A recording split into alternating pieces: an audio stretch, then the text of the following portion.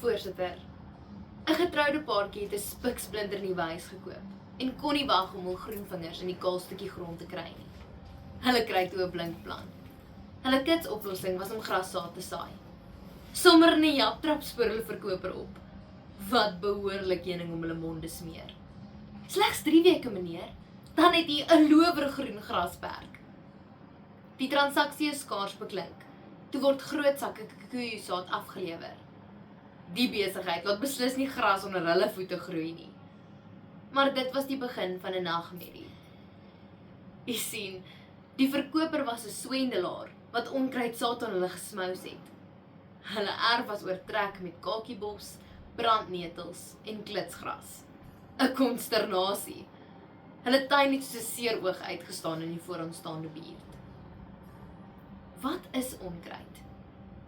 Dis daardie plante wat wild en op enige plek groei. Dit verdring ander plante en dis 'n tamaletjie om uit te roei.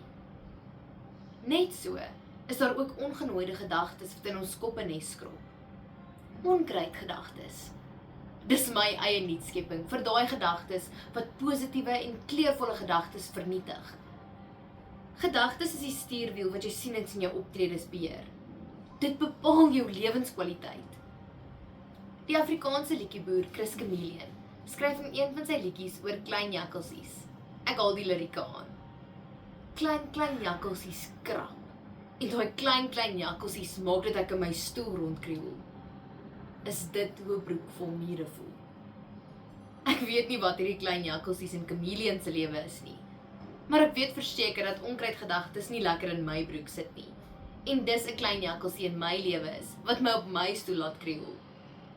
As u gedagtes in die verkeerde rigting stuur, gaan u die las van onkruidgedagtes verduur. Onkruidgedagtes is skadelik, want jaloesie veroorsaak pyn. Selftwyfel steel ons vreugde en ons visie word verdoesel. In die eerste plek moet ons gedagtes van jaloesie in die kiem smoor.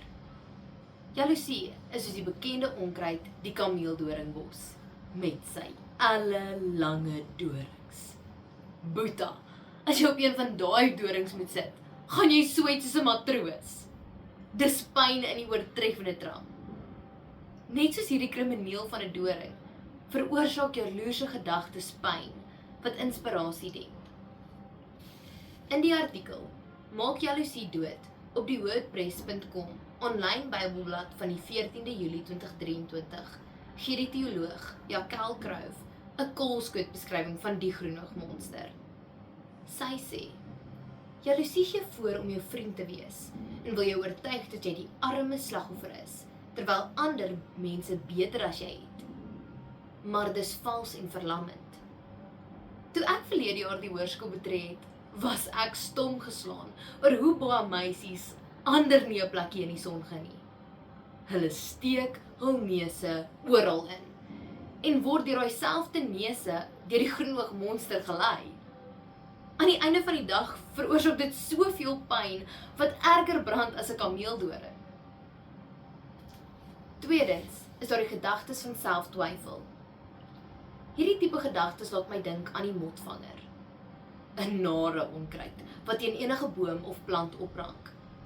Dit verdring alles en beroof hulle van hulle skoonheid. Dis presies hoe gedagtes van selftwyfel ook werk. Dit rank op en steel ons vreugde. Ander mense se sienwyses is die grootste oorsaak van hierdie wurgende onkruid in ons harte. Ek is nog altyd gemaklik in my eie vel en is tuis op die verhoog. Tog moet ek erken dat dit makliker was op laerskool, toe ek dit net geniet het, sonder om myself te steur aan Jan Alleman se opinies. Deesdae word tiener Tiana gepootjie deur ander se opinies, en is ek deeglik bewus van die geitjies wat agter hulle hande vir mekaar fluister terwyl ek op die verhoog is. Dit steel my vreugde en kweek twyfel in my hart. Twyfel is geloof in Trirat. Hoe meer ons gedagtes van selftwyfel koester, hoe meer manifesteer dit in ons lewens. In die boek Manifest, 7 Steps to Your Best Life, gepubliseer is in 2022, sê die motiveringsspreker en skrywer Roxie Nafousi dat manifestasie kragtigste mag in die heelal is. Met ander woorde, dit wat jy wil hê of wil regkry, kan jy nou jouself toe aantrek en dit laat gebeur. Hou op om in jouself te twyfel. Laastens word ons visie verdoesel deur die wurggreep van onkruidgedagtes. Dis soos die geelblom blou dussel onkruid. Boere haat hierdie stekelrige plant, want dit verdring weiding en vergiftig mense en dier.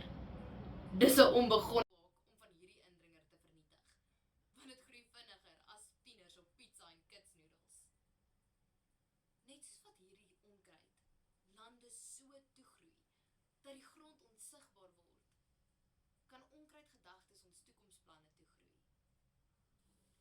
Die bekroonde Suid-Afrikaanse skrywer, Risa Cronje, het op haar webjoernaal, nie.co.za, van die 18de Maart 2024 geskryf, dat elke mens die mag het om sy eie gedagtes te beheer.